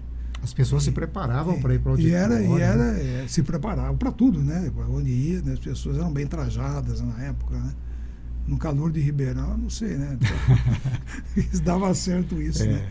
Mas eu vi muitos programas de auditório lá, acompanhei muitos, né? Trabalhei lá também, ajudando, eu fazia alguma coisa lá no auditório, ajudando o pessoal. Inclusive o Silveira Lima tinha um programa de 24 horas, né? 24 horas. Ele começava num dia, acabava no outro, né? Começava meio-dia no sábado, terminava meio-dia no domingo. Meio-dia, sem parar. Ele não dormia. Não dormia. Ficava fazendo programa a noite inteira, cheio de atrações. E tem uma boa hoje, se posso contar. Claro, com certeza. Tinha uma das atrações do programa, tinha um patrocinador chamado Tiresoles, que era uma recapeação, recauchutagem de pneus. Tinha muitos anos trabalhou, que era do Benelli, se eu não me engano. E tinha um quadro que ganhava um prêmio quem conseguisse levar um papagaio que falasse Tiresoles. Mas é muito difícil, né, para Tiresoles. Ele sempre tinha lá, ele sempre abria um espaço para 5 papagaios falar. Dava, fala, Tiresoles, aí não falava, pega outro, aí um belo dia. O papagaio está ali, o microfone aqui, o papagaio aqui, fala assim, o dono, fala, Tiresoles, vai, e o Silveira Lima, olha, vai falar, ele é todo entusiasmado, o Silveira Lima, vai falar, agora ele fala, agora é a hora, ele vai falar. O papagaio fez cocô. Ele falou assim, ora, veja, agora sim está bem mais aliviado. Agora fala. Muito bom. Essas histórias do... Muito bom, isso é fantástico. Tem mais fotos aí, Ney, que... Isso aconteceu porque eu estava presente, ninguém me contou. Imagino que você deve ter histórias Não, aí. tem muito. Vamos mais uma, Demetrio. Resgata mais uma pra gente. Vou falar mais uma. Nós tínhamos um programa de 5 minutos, das 8 às 8h05, toda noite. Depois da Voz do Brasil, entrava o cabo Sebastião Nunes, cabo rodoviário, que fazia as notícias da estrada. Ele chegava do plantão dele, gravava o acidente assim, o caminhão bateu aonde, não sei o que, aí gravava 5 minutos, era patrocinado isso aí. No domingo à noite, não tinha Voz do Brasil, mas tinha o Cabo Nunes fazendo, porque era patrocinado. E tinha o programa do Canarinho, fazia o programa sertanejo. E a dona Neide, esposa do Canarinho, ia com ele para vigiar o Canarinho, para olhar o que ele fazia. Radialista nessa época tinha fama de malandro e tal, de mulherengo e tal. Né? E aí, ele para dar serviço, falar para a Neide, você fica no estúdio, então a hora que der 8 horas, você entra no microfone e fala, a partir de agora, o cabo rodoviário Sebastião Nunes com as notícias da estrada. Tá bom? Tá bom. Aí eu já entro, já solto a abertura do programa, já entro com o programa. Tá? Beleza. E ela tá lá no estúdio. O operador abriu a mesa, foi a partir de agora o cabo ferroviário ele... passa a transmitir as notícias da estrada. Que ótimo. Tem do Fortunato Frascar, essa eu não vi, eu ouvi. Comercial tinha um jogador chamado Carlos César, canhão de Costa Coelho. Ele, ali da grande área, 5 passos para cá, do lado esquerdo era gol. Batia a falta, era gol. Ele não tinha como errar. E tinha um narrador chamado Fortunato Frascar. Comercialismo roxo. Roxo, mais roxo. Lá vai Carlos César, 1-0 pro Botafogo, não come fogo. Agora é empate, né? Carlos César vai bater, é gol. Lá vai Carlos César, caindo de Costa Coelho, se preparando, chutou, a bola bateu na trave. Ele falou, puta que. A bola bateu na trave. Tem a do Chubem Persini, essa é melhor ainda. do Persini. Tá vivo até hoje, tá aí, sim. tá no shopping, você tomando umas ali. O Edson Cury narrando o jogo do Comercial, 15 de Piracicaba em Ribeirão Preto. Chovendo. Chovendo. O que o Chubem faz? Entrou atrás da placa de publicidade e ficou para não molhar. O microfone na mão.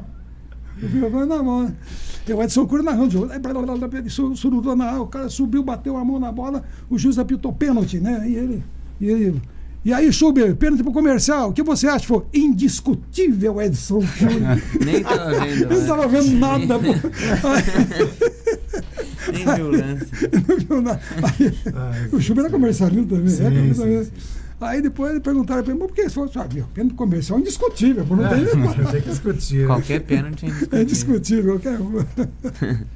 Com vocês, meninos. Vamos lá. Inclusive, Bom, o termo Come Fogo foi através de vocês, né? Dessas... Come Fogo, quem inventou foi o Marco Antônio. Marco Antônio Siqueira de Matos, ou Matos Siqueira. Ele que inventou o Come Fogo. Fogão aceso foi ele que inventou.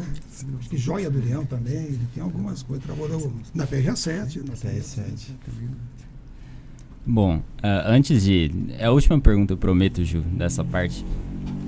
No Sistema Clube de Comunicação, teve esse acordo com a Band, mas qual que foi a principal mudança na dinâmica? Porque o senhor falou, né, que tem uma parte da programação que é específica para o que vem de lá. Sim, lógico, né? a programação da rede. Isso. Qual que foi a principal mudança nessa dinâmica? Opa, agora temos um acordo.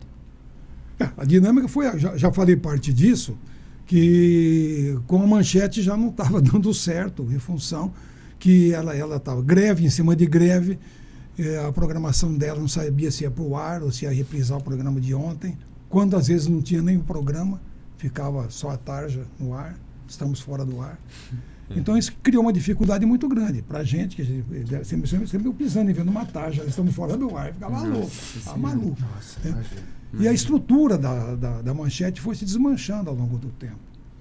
Porque quem bancava era a revista Manchete, o jornal bancava, a emissora, e eles queriam fazer uma emissora muito grande, muito acima da capacidade financeira da própria TV. E isso, ao longo do tempo, com a doença do seu Adolfo Bloch, foi diminuindo, então começou a se perder, você não tinha mais programação consistente para fazer. Então qual que é a ideia? Uma rede que tenha consistência de programação. Se eu vender o jornal da Band de amanhã, ele vai entrar no ar. Se eu vender o programa da Beth, vai entrar no ar. Se eu vender, você está entendendo? Eu tenho como me programar, porque o que acontece? Só para ter um parêntese nisso, Claro. a Manchete nos dava um espaço local. A Bandeirantes aumentou esse espaço local. Então, só vou um número hipotético aqui. Por exemplo, se numa hora tem 5 breaks, 2 breaks é local e 3 breaks é da rede. Você acompanha isso lá, você sabe disso. Então, e tem break que é misto, tem 5 inserções, por exemplo, 3 da rede e 2 locais. Quando é programa patrocinado, tipo Fórmula 1, tem outro formato. Tá? Então, tudo isso, você tem que ter programação. Uma TV sem programação, e vou te dizer, você fala assim, mas você podia, em vez de continuar com a Manchete, fazer programação própria. Sabe quanto custa gerar conteúdo? É muito dinheiro. Você imagina você gerar 20 horas de programação. Não é fácil. E emplacar essas 20 horas, né? Você tem que ter 10 estúdios, você tem que ter muitas. É muito caro para fazer. Tem que ter equipes de externa, tem equipe viajando de noite.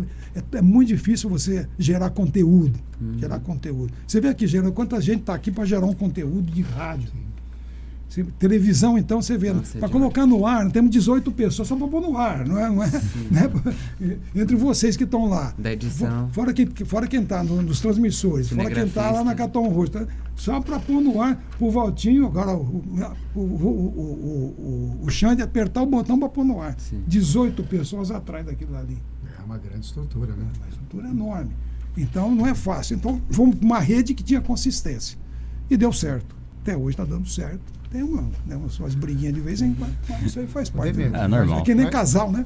Mas já havia uma parceria também, né? Eu me lembro muito da cadeia Verde e Amarela. Sim.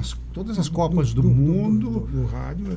O rádio estava presente. Então, lá atrás a gente tinha parceria com a Tupi, na época do seu Bueno, lá da Cruzada Evangélica. Depois passou para a cadeia Verde e Amarela, norte e sul do Brasil. Né? Então, que eu me lembro, em 1958, quando o Brasil foi campeão, me lembro meu pai ouvindo em onda curta, ouvindo a transmissão Edson Leite e Mário Moraes, né? Pedro Luiz, Edson Leite e Mário Moraes, transmitindo a Copa E na teve um Suécia. lance ousado da Clube, que eu não me recordo agora qual é a Copa. Eu sei que eu participei desse evento também. E que o FM, pela primeira vez, Transmitiu o os FM. jogos da Copa. Ninguém Eu pensava acho que em... foi 82. Pode ser. A tragédia do Sarriá, 82. Foi a Clube no ar a transmissão dos Jogos do Brasil. Jogos do Brasil. Sim. E a decisão também parece que foi pro ar também. Sim. Foi 82. Bom, depois de toda essa trajetória, alguém tem mais alguma pergunta, alguma consideração a ser feita? Tá tranquilo? Bom, então nós caminhamos para o encerramento. Demétrio, agradeço a sua presença aqui. Agradeço também a presença do coordenador do curso, Gil Santiago, o apoio técnico de Andrei Violante e Leonardo Rabelo, da Rádio Naerp. E agradeço também aos integrantes da bancada, o Léo Couto, Leonardo Couto, melhor dizendo, o Vinícius Silva e o Cadu, o Carlos Eduardo Tassinari. O Memórias da Comunicação fica por aqui, mas você continua com a programação da Rádio Naerp. Aqui é o Vinícius Silva. Eu sou o José Luiz. Eu sou o Leonardo Couto e nós entrevistamos Demétrio Luiz Pedro Bom. Caso você queira acompanhar algum trecho da entrevista, estará disponível na nossa íntegra no Facebook e no Instagram da Rádio Naerp. Demétrio, e um agradecimento muito especial por você estar aqui, ceder esse tempo para a gente. É um prazer imenso, sabe, ouvir esses relatos seus. É uma memória mesmo, né? A essência da comunicação em Ribeirão, que foi alimentada muito pelo rádio. Nesses 58 anos, a gente... O que é importante dizer, no caso do rádio, né, da PRA, e outras emissoras tão antigas quanto a PRA7, quanto a Rádio Clube, que sempre, todos os grandes eventos nos últimos 100 anos foram transmitidos pelo rádio, foram colocados no ar. Quer dizer, a informação. E o rádio é entretenimento e é informação. Então, tudo isso valeu a pena em função disso, né? E para lembrar a vocês que o slogan da Clube, do Sistema Clube, é liderar e evoluir. É assim que come. E essa é a nossa retórica sempre, e trabalhar nesse sentido, caminhar nesse sentido. E fornecer para o ouvinte, para o telespectador, o melhor possível que nós podemos dar. O melhor material humano, o melhor material técnico, a melhor transmissão. Sempre foi implantado isso desde o seu Bueno, desde 1924 foi feito assim. E a ideia até hoje é essa. Se é para fazer porcaria, nós não vamos fazer. Vamos fazer o que for melhor. Que é a nossa função. E acho que a gente cumpre essa função da radiodifusão, que é os ideais do Roquete Pinto. A gente só não pode fazer uma rádio educativa, porque não existe possibilidade no formato da sociedade brasileira. Sim. Isso. Mas o seu Bueno tinha essa ideia lá atrás também, que é a ideia do Roquete Pinto, que era entretenimento, informação e educação. Sim. Era o tripé que ele tinha. Então, 2 nós fazemos. Agora, o ensinar, aí não dá para fazer a terceira parte, né? Mas agradeço, logicamente, muito essa oportunidade de falar com vocês aqui, esses jovens aqui maravilhosos aqui começando, né, nessa linha aí. E vou dizer para vocês, não percam o foco, não percam o direcionamento. Estudem, trabalhem, pensem, analisem, né? O mundo está cheio de oportunidades, e no nosso ramo também, cheio de oportunidades. E trabalho do lado do Gil aqui, que fomos companheiros de trabalho. Muito, né? Durante muito tempo. E o Gil tem uma história muito grande lá na Clube também, né? Deixou muitos tijolos na construção do edifício da Clube, né? E a Clube tem uma história muito grande comigo, né? Exatamente. Porque... Você acabou de falar agora há pouco daquilo que eu nem sabia disso, hoje eu vou ser sincero. Sincero. Tá? E tem outra, parte do curso nosso aqui foi a Clube que pagou. Então, aliás, isso eu lembro, integral, né? Foi um projeto que ninguém falava em verdade, financiar, né? Parceria, estudo para alguém. Né? Então chegava no final do mês, a gente ia lá e trazia boleto aqui, levava para lá.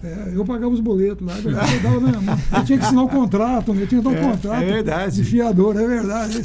E assumiu a gente, falou, não, vocês vão estudar e nós vamos bancar aqui. Legal.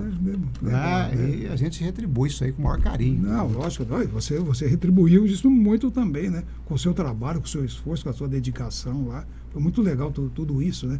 E só para lembrar, falando em TV educativa, teve um projeto do governo militar chamado Projeto Minerva. Lembra disso? Sim, sim. Também não deu certo, porque a audiência dele terminava a Voz do Brasil e entrava o Projeto Minerva.